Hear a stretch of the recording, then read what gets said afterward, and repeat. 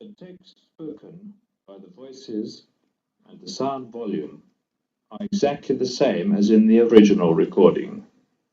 To help the ear adapt itself to the strange rhythm, rapidity, and softness of the voice entity's speech, each utterance is repeated several times.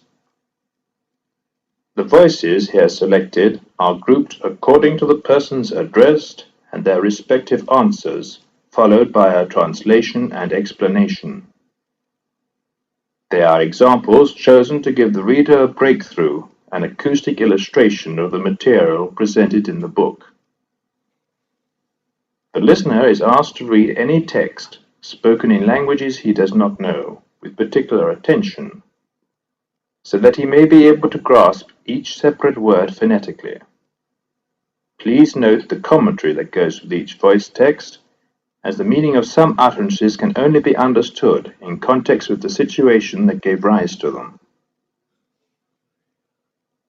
The first voice is that of Margarete Petrowski, who had told the experimenter during her lifetime that she did not believe in an existence after death. After her passing, the experimenter asked her how she felt in the beyond, and a voice, identified as coming from Margarete, answered, "Bedenke, ich bin."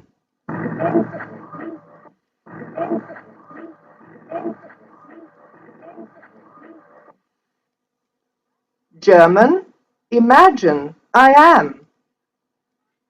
Again we hear Margarete Petrowski's voice, this time calling her former employer, Dr. Zenta Maurina. Zenta.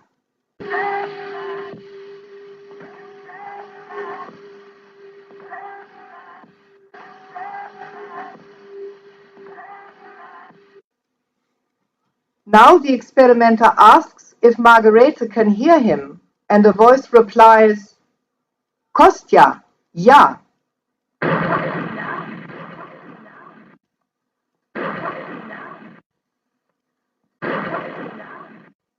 German, Kostja, yes. The voice then calls the experimenter's family name, Raudive, but shortens it to Raudive.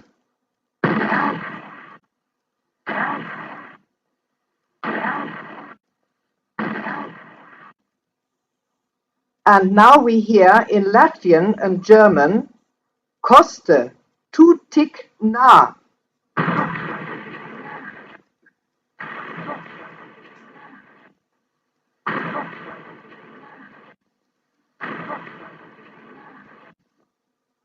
Koste, you are so near. Now the experimenter calls the Russian poet Vladimir Mayakovsky, and a voice answers,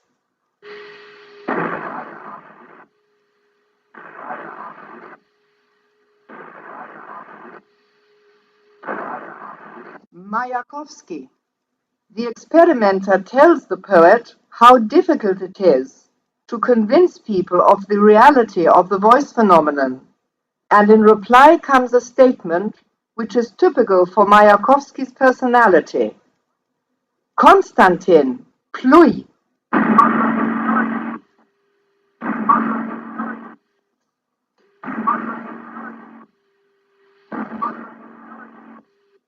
In Russian, Konstantin, spit on it.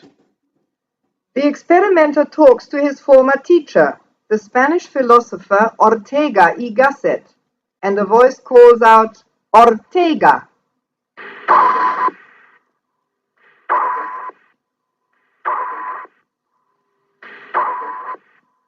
The experimenter asks whether the research into the voice phenomenon had any significance and whether it was based on firm foundations. The voice answers, "Entrollas muchas cuestiones."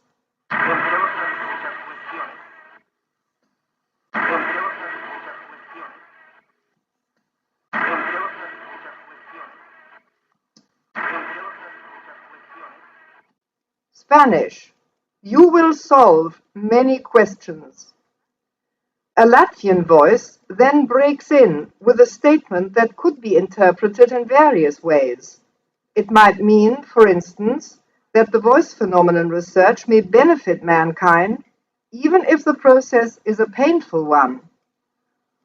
Tu laudis zadecina.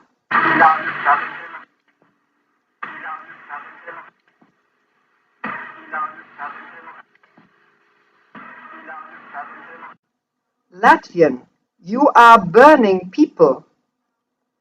The experimenter addresses his former collaborator, the Swiss parapsychologist Professor Gebhard Frey. Beset by doubts, the experimenter begs Professor Frey to give his name, and a voice answers, Frey. Frey. Frey. Frey. Then, in Swedish and German, Du sowas willst nicht glaube.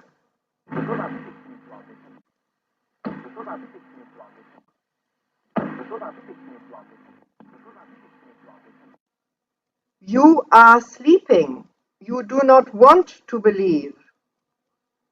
In another recording, the experimenter remarks that people do not believe in life after death, and a voice answers, So sind sie.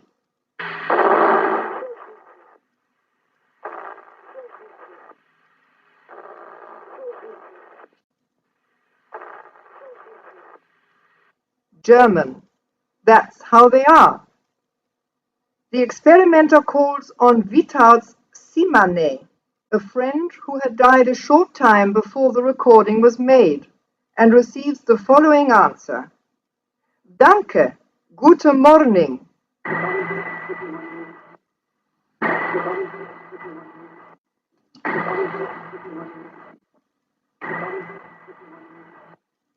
German and English. Thank you, good morning. Then the friend gives his name, Vitauts Simane.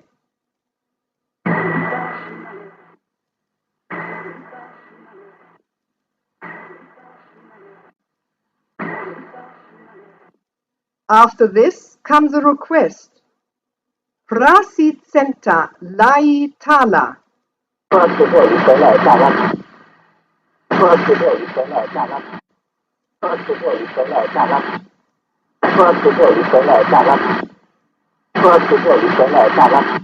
Latvian and Swedish. Beg Center to speak. And then Musu Center Recisos.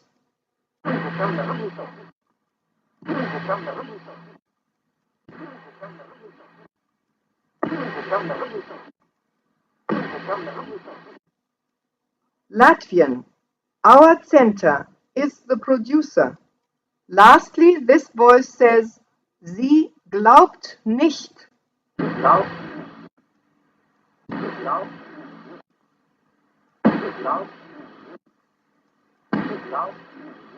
German. She does not believe.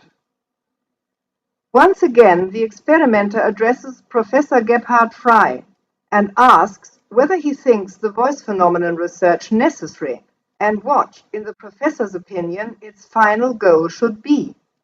A voice replies, Oui, c'est nécessité.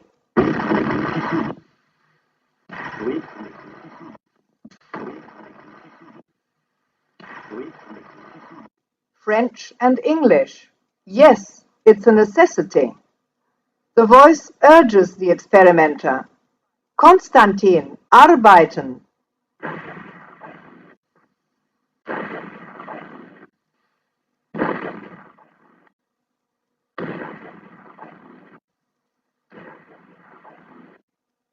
German, Konstantin, do work. The voice then calls Konstantin.